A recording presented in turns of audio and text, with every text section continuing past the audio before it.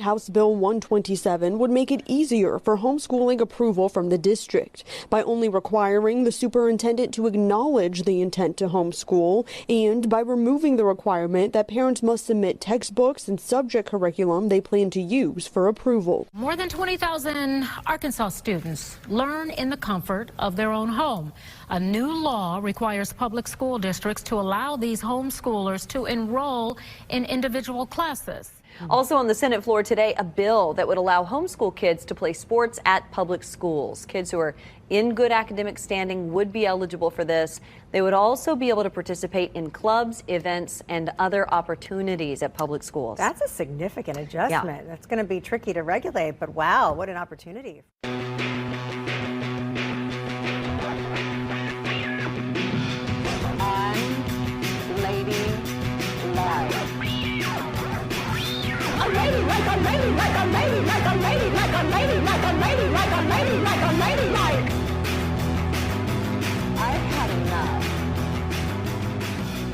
This is Unladylike. I'm Cristen. And today on the podcast, we're talking about a subject that is near and weird to my heart, and that is homeschooling. As many of y'all might know, I am a former homeschool kid. I was homeschooled from 2nd through 8th grade. And even though I turned out well academically, thank you, Mom, homeschooling is weird to my heart because I was not only a homeschooled kid in the 90s, I was also an evangelical Christian homeschool kid, and I'll get a little bit more into that later in the episode. But homeschooling, it's not only a personal topic for me, but it's also now a professional topic because the labor of homeschooling is highly gendered. Kind of like K through 12 school, it's mostly women, in this case, moms, doing the teaching. In his book, Homeschool: An American History, the author Milton Gaither writes, homeschooling's gains have come largely from the labors of a large group of ordinary Americans, almost all of them women.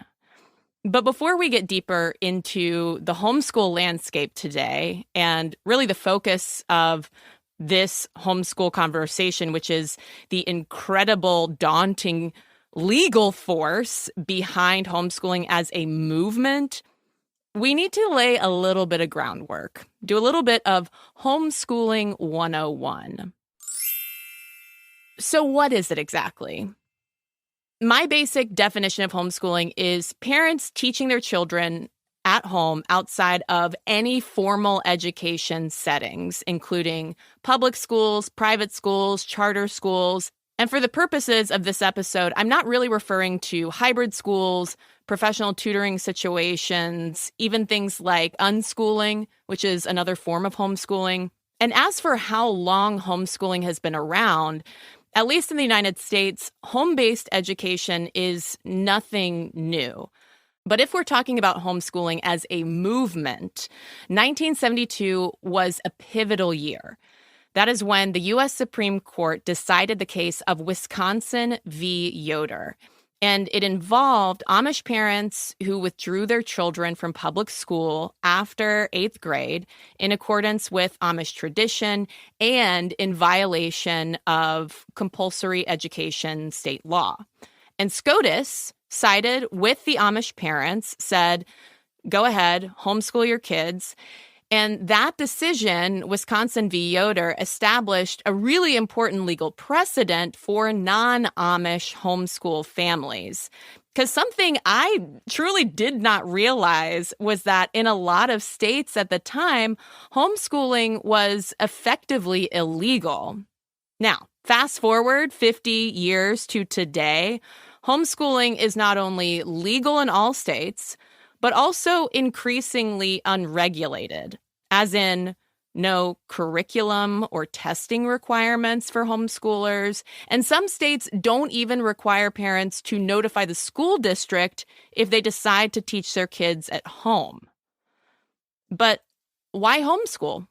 Why bother, right? These days, the biggest reasons cited by homeschool parents are concerns over their kids' safety, exposure to drugs and negative peer pressure at school, and a desire for a moral education for their children. Enter a lot of evangelical Christian homeschoolers. Although I do want to be clear that not all homeschoolers are Christian. They're not all religiously motivated. They're not all politically conservative and right-wing. In fact, what's fascinating about the origins of the homeschooling movement in the late 60s and 70s in the U.S. is how it was really this confluence of kind of anti-establishment, countercultural folks on both the right and left end of the political spectrum. Like parents who said, you know what, I do not trust these institutions that are public school, and I'm dissatisfied with how schools are educating my kids. I think I know better, so I'm going to take things into my own hands and homeschool. Now, as for who homeschools today, in the U.S., the population is still very predominantly white, although Black families are the fastest growing homeschool demographic in the U.S. And globally, the U.S. is the homeschool capital of the world, although I think it would be a stretch to say that Americans invented it. But again, for reasons that will become clearer in this episode, it is a very American thing to do. Homeschooling has also gotten a lot of press since the pandemic. You've probably seen headlines about how rates of homeschooling are surging. Over 1 million kids have been pulled out of public schools since COVID shutdowns. But proportionally, we're still talking about a very small minority.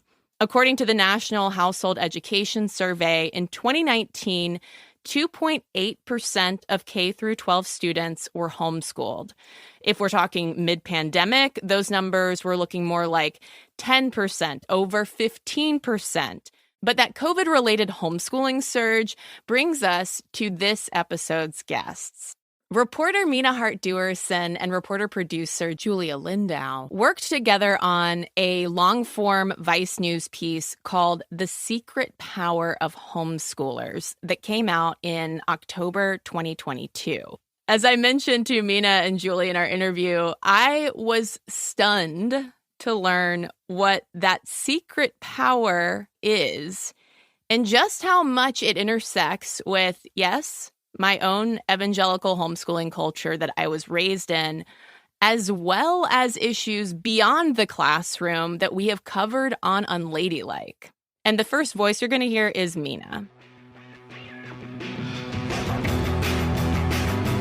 I've had enough.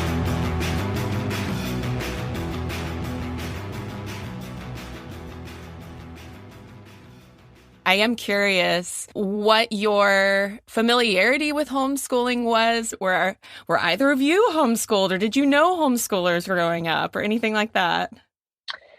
I did not have any personal experience homeschooling. I'm from Berkeley, California, which had a lot of the more kind of liberal end of homeschooling. You know, when I was growing up, that was sort of my exposure to homeschooling, was people who were much more on that kind of hippie end of the spectrum of homeschooling for those reasons. And I have 2 little kids. So when we started looking into this story, I mean, we were in deep COVID. All of these parents were kind of opting into homeschooling. It was a big conversation just in my kind of parenting community.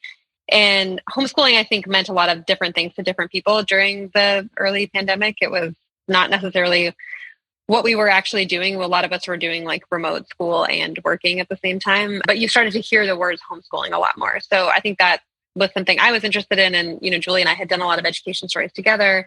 So I was interested to look into it, but no, definitely didn't have any really personal experience. Ditto. I went to public school my whole life. I was just trying to rack my brain while Meena was talking. I'm sure I know people who were homeschooled, but I can't name any off the top of my head. So yeah, before the pandemic, it was a foreign subject to me. This episode is partly inspired by an Unladylike listener in Canada who's also a high school teacher and mystified by homeschooling in the U.S. She wrote, I think as a Canadian living in a big city, we see this as an indictment on the failures of the American education system, as well as the U.S.'s more conservative nature. Is this wrong? What happens to these kids? How closely monitored is the curriculum?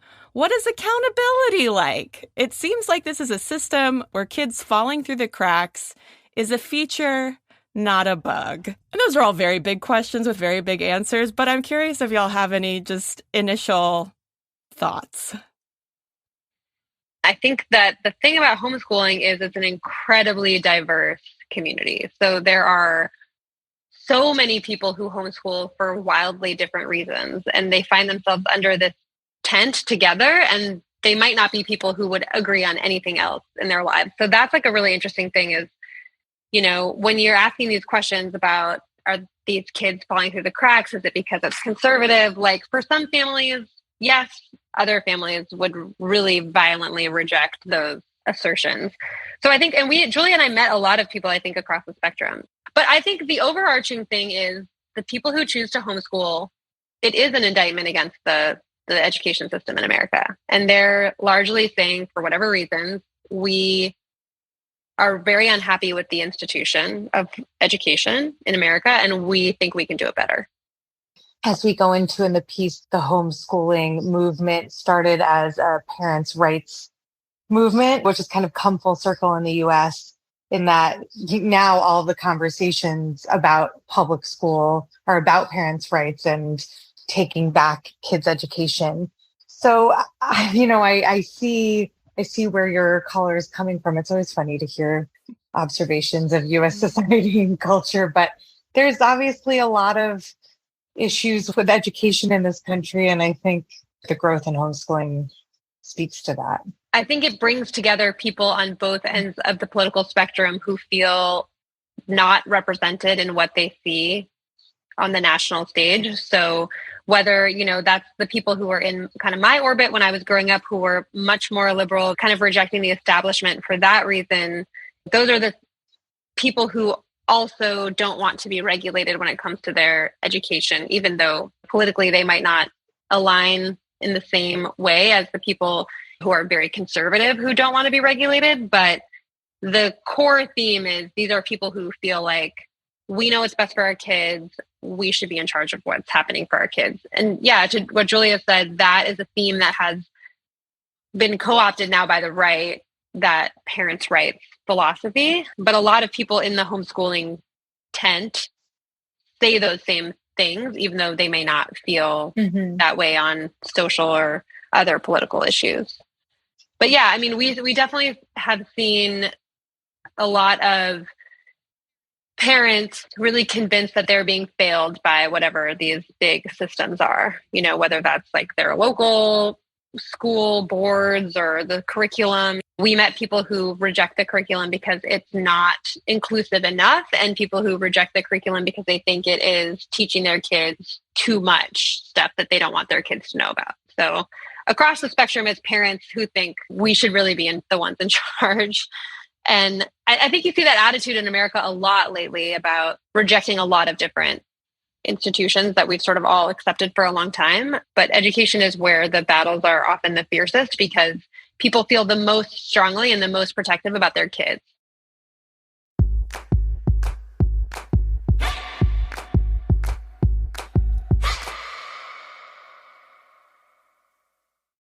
Unladies, have you heard of Cozy Earth? I'll tell you someone who has. Oprah. That's right. Cozy Earth has been featured on Oprah's Favorite Things 5 years in a row, and now it's on my favorite things list as well. Cozy Earth crafts luxury goods that transform your lifestyle. And that sounds like a big promise, but ladies, I'm telling you, so far, it's transforming my lifestyle. Because not only am I getting dreamy sleep in my Cozy Earth sheets, I am also getting extra comfort in my bamboo stretch knit pocket tee, designed to be effortless, free-flowing, and get this, help prevent night sweats. Yeah, nobody wants to talk about night sweats, but listen, I need some help with my night sweats, and finally, Cozy Earth is here. All products come with a 10-year warranty. Cozy Earth has also provided an exclusive offer for Unladies today, up to 35% off site-wide when you use the code Unladylike. So head to CozyEarth.com and step up your day today. So head to CozyEarth.com and check out their bedding, loungewear, and bath essentials and enjoy up to 35% off site-wide with the code Unladylike.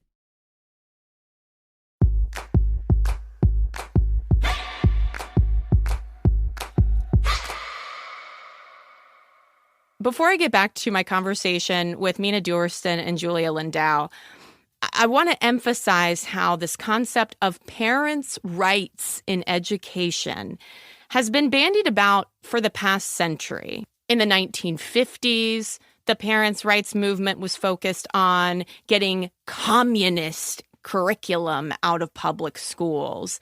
In the 1960s, you see a lot of the same white suburban moms who were panicked over communism, now panicked over desegregation. In the 1990s, parents' rights really spun up again in reaction to sex ed in school. But I mean, it really has reached yet another fever pitch if we head to old Florida. You know that Don't Say Gay bill? Well, the actual title of that law is the Parental Rights in Education Act. I mean, really, whenever you hear people talking about parents' rights, get ready because it is a highly conservative dog whistle. I mean, is it even a dog whistle? It's more like just a loudspeaker at this point. All right, let's get back to the interview. Was there anything in particular that prompted the Secret Power of Homeschoolers and, you know, any particular questions that y'all were hoping to answer? I think we were doing a lot of reporting on education and these trends in general happening. And we were hearing a lot about the parents' rights movement. And when you kind of trace the parents' rights movement back, there's an incredible overlap with this homeschool lobby and this kind of powerful secret stealth force. And we were seeing those same names, a lot of the same kind of players come up in a lot of different political issues. Like we were seeing a lot of the same people driving the efforts against abortion legislation and transgender athlete legislation. Like we were seeing a lot of the same groups be associated with these legislative pushes. And it kind of all traced back to this HSLDA organization and kind of the origins of the homeschool movement, which we thought was fascinating because homeschooling seems on its face like something fairly innocuous. Like, okay, if you want to make your decisions for your kids, you should be allowed to do whatever you want to. But when we started to see these connecting threads with other political issues, I think we became really interested in like, what is this machine and how does it work? And why are these things all connected? And why are these all, what is the Venn diagram here? And the new energy around homeschooling that you really saw surge. Statistically, when we first started researching the story, it was unprecedented numbers because of the pandemic. On Unladylike, the Alliance Defending Freedom has unfortunately been coming up a lot in episodes covering trans athlete bans, Roe v. Wade, like even the Mifepristone case. It seems like all roads keep leading back to this one organization. And then it popped up here. And I was like, are you kidding? What is the connection between Alliance Defending Freedom and this current parents' rights homeschooling movement?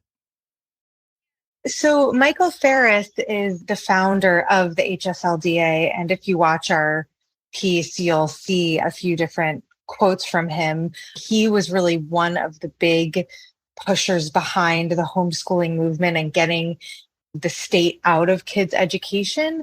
And he then became the president of Alliance Defending Freedom. He also he started a group called Parents' Rights or parentalrights.org. He is just kind of a conservative legal force in this country. And he got his start in homeschooling. Here is a young Michael Ferris at the 1987 President's Commission on Privatization of Education. Will the executive director please call the next witness? Yes, the next witnesses are Douglas Alexander, Citizens for Educational Freedom, and Michael Ferris, the Homeschool Legal Defense Association.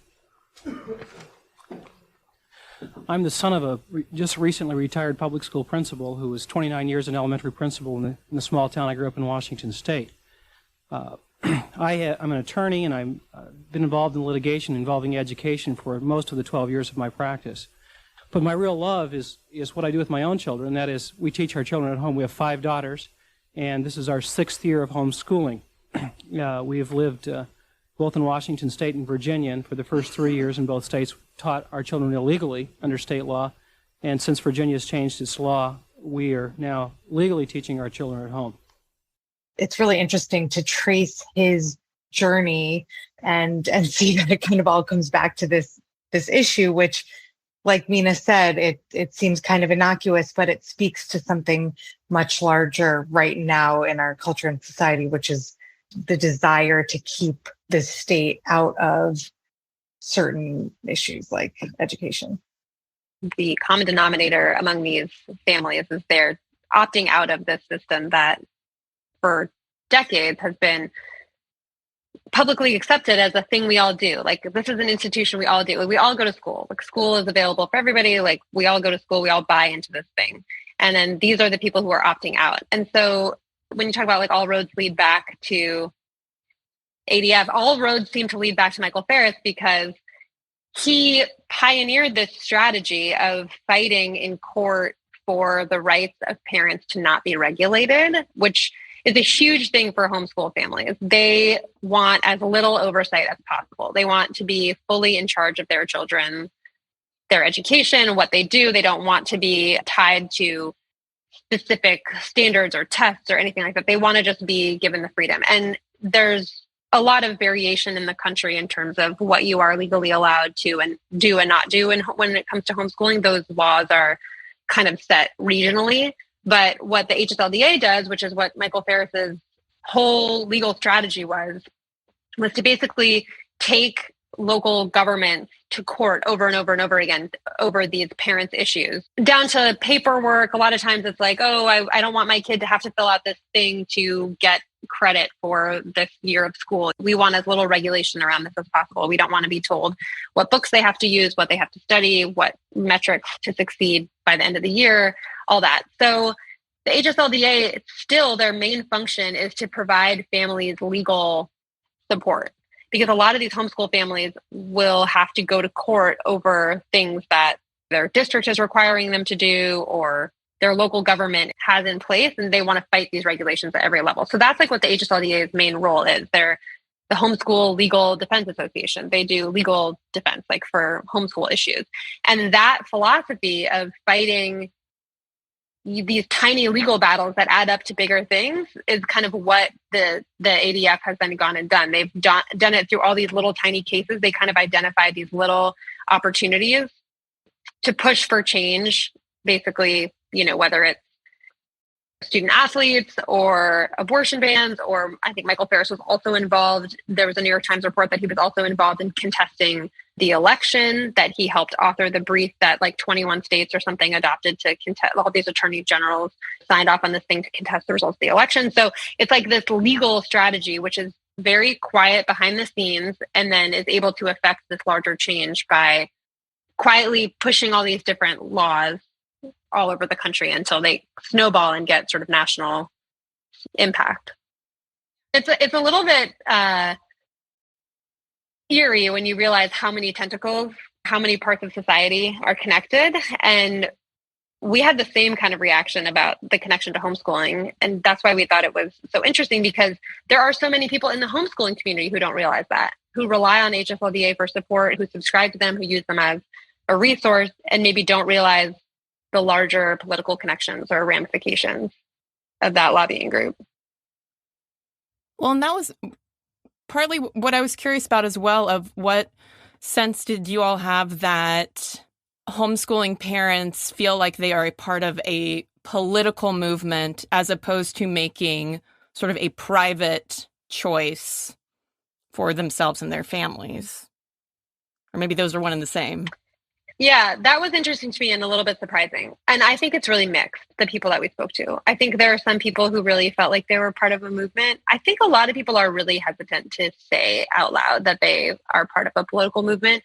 The situation in which we felt the most sort of political momentum and energy was at this giant homeschool parents conference in Florida. Governor Ron DeSantis spoke at a homeschooling convention in Orlando about what he's done to fight for parents' rights in education. News 6 investigator Mike DeForest is live at the Rose and Shingle Creek Resort in Orlando. And Mike, the governor received a standing ovation. Standing ovation, thousands of people here at this convention, mostly parents who homeschool their children. And that's where it felt like a political rally. You know, there was a lane of booths that were all about DeSantis and abortion bans. You know, there were like little fetus models, and there were people with flags, and the Moms for Liberty were there. And that was the first time that people were making overt connections to what was happening in the political realm. I mean, DeSantis came and spoke at that conference, and a bunch of other political figures. So it was the first time that we saw in the course of the reporting it really be on full display that the political implications are married to the larger goals of the homeschooling movement. But then individually, when you go talk to people, they're very hesitant to publicly align themselves with like a political movement. Most homeschool parents that we spoke to say, we're just doing this for our kids. But then if you dig a little bit deeper, there are a lot of people with political aspirations. You know, once you kind of get involved in the movement, it's like, oh, well, what else can we be fighting to change? What should we be fighting to change on a local level, on a state level? You know, there are some of the subjects in our piece had gotten interested in fighting for various kinds of legislation and seeing that success build with the support of the homeschool community. Because I spoke to this homeschool advocate parent in Washington, and this is not in our piece, but they were fighting a bill about age requirements in school, which was the thing that the homeschool community was really against. But she said to me very openly on the phone, like, we don't lose. The legislative bodies, when they put up a bill that accidentally or purposefully affects the homeschool community, they don't realize how strong of a lobby they're dealing with. Basically, like anti-homeschool legislation or legislation that homeschool families think is against them almost never wins because the momentum is so strong to fight it. And I think a lot of lawmakers, we have one in the piece who like starts out doing a piece of legislation that they think is non-controversial or protecting kids. And then you run into the full force of this community. And across the board, I mean, we've seen these bills that were interpreted as being against homeschool families get knocked down because they just can't withstand the strength of this community. We also encountered a lot of families, parents, which you alluded to, Meena, that really emphasized that they had no political connection at all. And there are a lot of families who, do it for their own reasons and don't necessarily have an ideological bent, even though, you know, I guess taking your kids out of a public institution like education, it may not be a political act on the individual level. But as we get at, especially at the end of the piece, if so many people opt out, what does it mean for the state of, you know, education in this country? And public schools are really one of the last shared public spaces we have left in such a divided nation. If we lose that, that's just like, what is there left in terms of a place where people from different parts of the political spectrum can come together and not fight?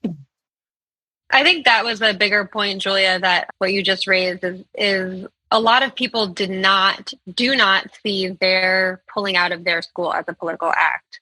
Whereas a lot of people who work in public education or in kind of public systems see that as kind of the most political act you can take because it destabilizes the rest of the infrastructure that our societies are kind of built on. And so, you know, we have this teacher in the piece who's very emotional about the effect of what happens when people start pulling their kids out of schools. And I think a lot of parents, the reaction is, well, the school is failing me and I have to do what I have to do. But that teacher in the piece, I think, makes the point that there are a lot of other options before pulling your kids out. And when you pull your kids out, that has it does, whether you want to or not, have a political impact. And so I think, yeah, even though most of the people, when you speak to one-on-one, are not saying like, I'm homeschooling for political reasons, it is a political act, effectively.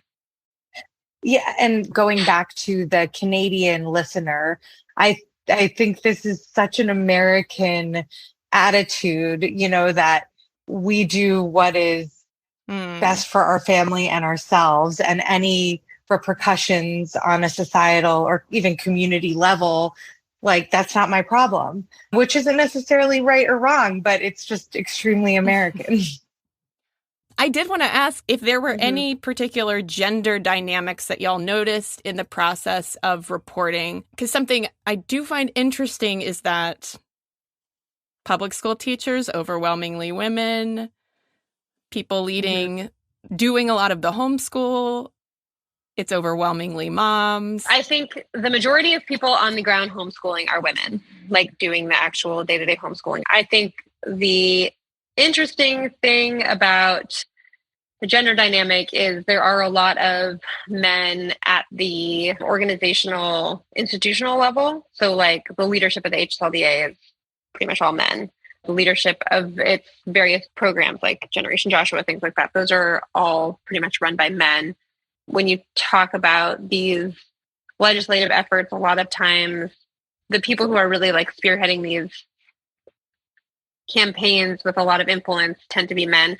We did meet some women who have been pretty active, and I know that within the homeschool community, when they mobilize for things, there are a lot of women involved in sort of like the grassroots mobilization. There's a lawmaker in the piece who we interview who is a mom turned legislator, and she had been basically pounding the pavement for years as a mom until an opportunity opened up where she was able to get a spot in the legislature. So at this conference that we were at, it was a lot of like elected male politicians doing the speaking, and the attendees were mostly women. They were very, very excited, for example, that DeSantis was there as the keynote. I think they felt really validated. It was like being at a Beatles concert. But yeah, I mean, it is a movement on the ground very much driven by women because it is so much a mom's movement. You hear so much about the mama bear thing, and the moms for liberty were there. And at the time that we did this piece, there was so much overlap with the COVID stuff. Like, they're fighting for freedom, and that means like medical freedom. That's the thing that they say a lot, medical freedom and educational freedom. And that was like hand in hand for a lot of these people.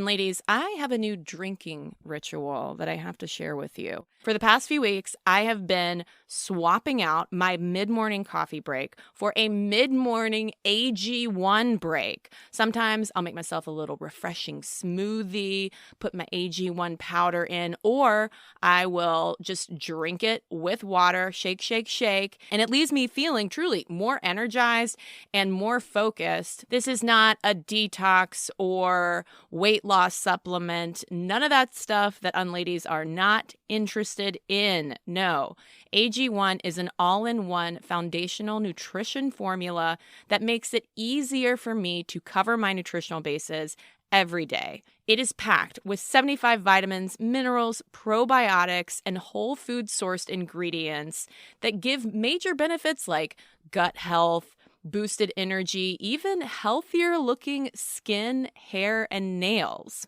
With AG1, taking good care of my body each day is really that simple.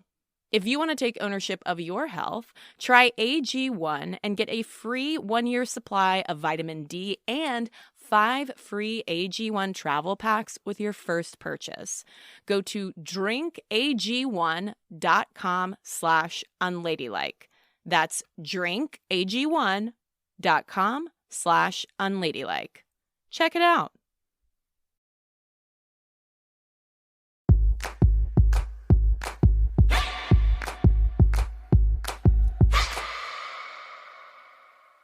How would you all compare sort of the power and influence of homeschool parents versus public school or even private school parents? I think one thing that has happened in the last few years is homeschool parents have been swept up in the movement of school choice, parents' choice. So it's like that faction is very vocal and very successful in what they want. And I think a lot of public school parents are maybe not engaging because that's the status quo. There's nothing for them to really do. And so when people get really organized about one specific thing that they really want to change, which the school choice parents are very active and vocal about rejecting being forced into public education and wanting sort of other options. And homeschooling falls into that, even though at the big national level, the homeschoolers don't even really endorse these kind of voucher programs, which is like one of these school choice things, because they don't want anything to do with the government. They don't even want the government's money to like do their own thing on a national level as far as the lobby is concerned. Individual homeschool families are grateful for the money. Often they're excited to have some support to do their own thing. But from a policy standpoint, the HSLDA, their position is that they don't even really endorse these voucher programs. But the school choice movement and this parents' choice and this whole like movement to assert parental control in the education space, whether that's where your kids go to school, what they learn in school, what they're doing, connected to the school, sports and everything like that. I think the power comes in targeting what they care about. They're really only fighting for like one thing. So they're not fighting all the battles and getting their power fractured. They're very concentrated and they're fighting these like individual things one at a time, very loudly and very forcefully. So I think maybe homeschool parents on their own are not nationally incredibly influential, but they've aligned themselves with the forces that are really powerful on these specific debates. So like when they see a piece of legislation that they don't like, they're really active in knocking it down. So they activate like all the channels that would help to make sure that kind of legislation doesn't pass. And the HSLDA is part of that because, as we saw, whenever they have such a vast network across this country, they have chapters in every state, they have attorneys in every state that help parents who are facing any challenges, but also that monitor state level legislation, because education, everything kind of happens on the state level. Very little is on the federal level. So they have hundreds of thousands of members across the country. So anytime anything comes up, they blast out emails. They send templates to all of their members saying, you should send this to your local representative. Tell them you're concerned. They make it really easy for parents to make it hard for legislators to pass any legislation they perceive as a threat. In the piece, we spend time at the youth organization that Michael Ferris, the founder of the HSLDA, started more than a decade ago, called Generation Joshua. When we spoke to the leadership of this group, they basically told us that because homeschooling was illegal initially in the US, or it was hard to homeschool and homeschooled families got penalized decades ago when they tried to, the whole act of homeschooling has become inherently political in terms of activism. That's why we saw all of these kids training to learn how to influence politics and policy, on their local level. The HSLDA at least sees homeschooling freedom as only being possible if homeschoolers keep fighting for political rights on the state level. It's also interesting because it seems like a running narrative is that they are under attack somehow and that they have to defend their homestead against the state coming and banging down their door to upset their chosen way of life. It feels a smidge paranoid. And maybe this is also the part where I just start projecting my own evangelical homeschooling background. Definitely the strength in activating the population comes from the fact that they feel like their very existence is being threatened. And so that's a really powerful tool. If you tell a group of people like the thing you care the most about is under attack, they're going to rally for whatever you are asking them to support. because it's in the name of their ideological freedom, what they want to choose for their family. And again, it's particularly emotional because it's people's kids. So they feel very protective and they're really motivated to take action. So even though we don't see homeschoolers necessarily getting involved with a lot of legislation all the time across the board, like when they do get involved, they are very powerful. I don't know if you want to speak about your personal experience, but does that ring true to you at all? I mean, were your parents politically active at all, or did they see homeschool as under threat? Or yes and no. It was very much motivated partly by their conviction that public school was not really a safe space for us. And part of that was rooted in my mom's own experience as a public school teacher, which she went back to. Like, it's interesting. They kind of like went full circle of pulling everybody out of school. We homeschool. And then she returned back to education, formal education. For them at that time, the focus was not a fear of, CRT and what kind of whitewashed history that we needed to learn instead, although that was that's a piece of it. But they were mainly concerned about desecularizing us. Like a lot of evangelicals, kind of apocalyptic evangelicals in the 90s, they really thought the world was going to hell in a handbasket and were going to do everything in their power to give us a quality Christian education. And they also couldn't afford to send us to private school at that time, like a Christian private school. Yeah, we heard that a lot from people, that it's a lot about the identity that's important to them, like preserving that. So I think for the more evangelical population, which is a huge percentage of homeschoolers in the US, that's a lot about like the curriculum and what they learn and what they might be exposed to in the public school environment, or not even exposed to in like a negative way, but just that their family priorities are not prioritized in the broader educational landscape. And so their parents feel really protective that, this is what we need. This is what we need to give our kids right now. And, we did speak to a lot of people where maybe homeschooling doesn't look as traditional as you would imagine, like your parents at the dinner table teaching you, like that there are these co-ops and collectives and these kind of, we open and the piece with this basically school. It's like a school for homeschoolers. There's a lot of evolution of what homeschool looks like these days. And I think that's also made it easier for people to do it, because you don't necessarily have to be a stay-at-home parent anymore. You don't have to make a ton of money, to support taking care of your kids and teaching them full time. Like, you can do these kind of other approaches. You can teach them at home a little bit. You can put them in some courses. You can work while they do Zoom homeschool classes. Like, there's a lot of flexibility now, which has diversified the pool of homeschoolers, but also strengthened how easy it is to do. So it's increased the numbers. But yeah, the common denominator is everyone feels like, I want to make sure I'm controlling the input of what my kid is taking in and told is important. And so wherever people fall on the spectrum, it's largely about wanting to preserve those values, that are important to you at home, whatever they may be. It's interesting you said your mom was a teacher who came from public school and then went back to public school, because we met other homeschooling parents who were public school teachers and then decided to homeschool. And it's an interesting and complicated dynamic or relationship there. But that probably took away the issue for you and these other families of, any type of quality control, which is not something we got into in the piece. But as, again, your Canadian caller mentioned, a lot of states have no regulations at all around the curriculum and what is an education. What does the state approve as an education?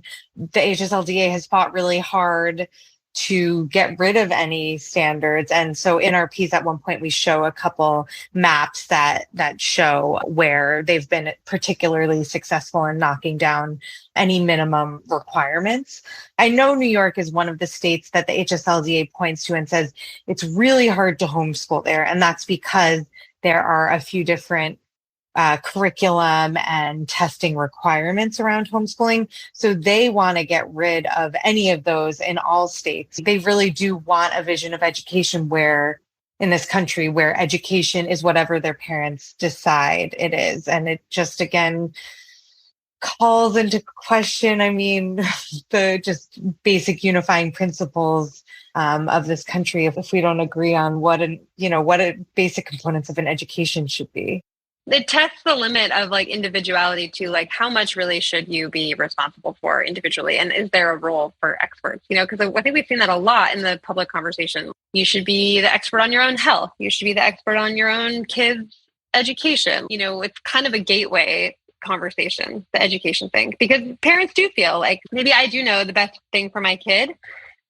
I know better than these teachers about what my kid should be learning. So it's kind of an interesting world in which there are a lot of educators who have opted out themselves, and said, I'm just going to do this on my own for my kids. But it's a weird thing because it inherently means that you're valuing your own kind of opinion over a trained professional.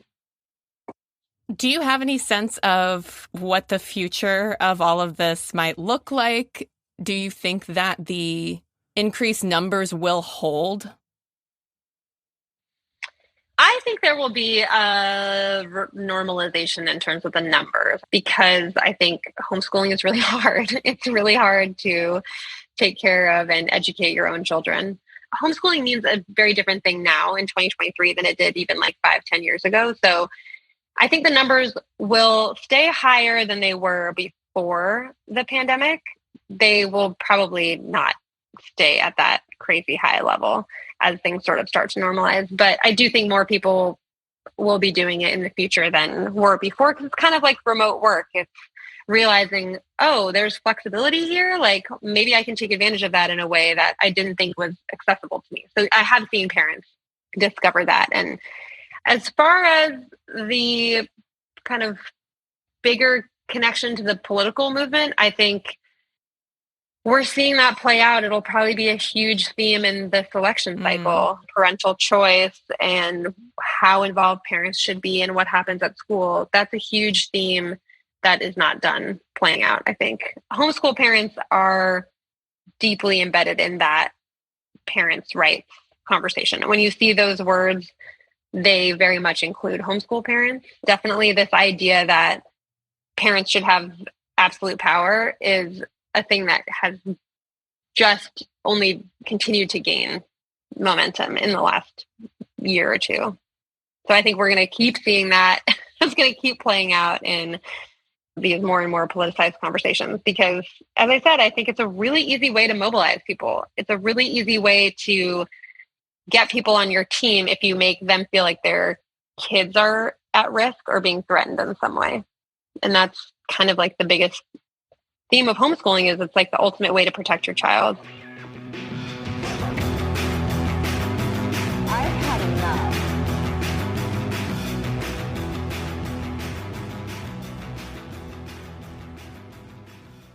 Ladies, before we wrap up, one of the hardest questions to answer in the whole homeschooling conversation is, well, what are the outcomes? How do homeschool kids fare? And let me refer you to a presentation from Harvard's 2021 Post-Pandemic Future of Homeschooling Conference, which put it this way: it is not answerable with currently available empirical data. There's not a ton of rigorous research. Study populations are too small to extrapolate. And part of the reason why there's not a ton of good data is because groups like the homeschool lobby have fought tooth and nail to get the state out of education, full stop. That parents don't have to report anything. They do not want to follow any standardized testing, standardized curriculum.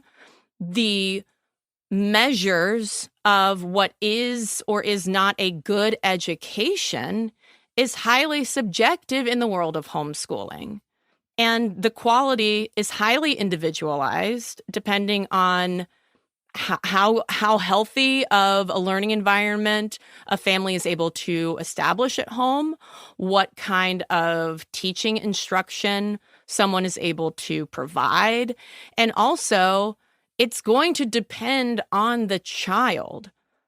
There is no blanket answer, and the open-endedness of it all is part of the point. So, Unladies, now I would love to hear from any fellow homeschoolers, any Unladies who are interested in homeschooling or maybe currently homeschooling their kids. Like, one thing I really appreciate about Meena and Julia's reporting and approach is their emphasis on the fact that homeschoolers are not a monolith. hello@unladylike.co is where you can send me your emails or voice memos. I would love to hear your voice. You can also DM me on Instagram @unladylikemedia. Huge thanks to Meena Hart Duerson and Julie Lindau. You can follow them on Twitter. I don't know if they're on Threads yet, y'all. I'm not on Threads yet, at least as of this recording. But you can follow them on Twitter @Meenasaurus and @Julia Lindau. And of course, you can watch The Secret Power of Homeschoolers on YouTube. And huge thank you to our Canadian school teacher, unlady, and patron, Christina, who suggested this episode. If you'd like to hear more about my own personal journey with homeschooling and what it was like for me, you can listen to a surprisingly emotional bonus episode over in the Patreon Unladies room. Patreon.com/unladylikemedia is where you can go, subscribe, and find that episode. You can also follow Unladylike on TikTok and Twitter for now @unladylikemedia. And if you want to directly support the show, the best way to do that is by coming on over to the Unladies room. Get those bonus episodes, get those uncut interviews with some of our featured guests. Patreon.com/unladylikemedia. It just costs $5 a month or more to join. You can also support the show directly by going to unladylike.co/shop and getting yourself some brand new gorgeous Unladylike merch. How about that? Unladylike is an Unladylike Media production, executive produced, hosted, written, and edited by me, Cristen Conger. Mixing and mastering is by Multitude Productions. Our music is by Flamingo Shadow, Amit May Cohen, and Sarah Tudson. Until next week. Anytime I would meet new kids my age, of course, one of the first get-to-know-you questions is, where do you go to school? I would then say, I'm homeschooled. And then they would say, do you get to do school in your pajamas? And, I would say, no, well, I mean, I could. I generally prefer to get dressed before going to school. And then I would generally try to change the subject. I wanted to blend right into the crowd and not give away too many clues that I was a homeschool kid. Because, of course, the stereotype of homeschool kids is that we're freaks.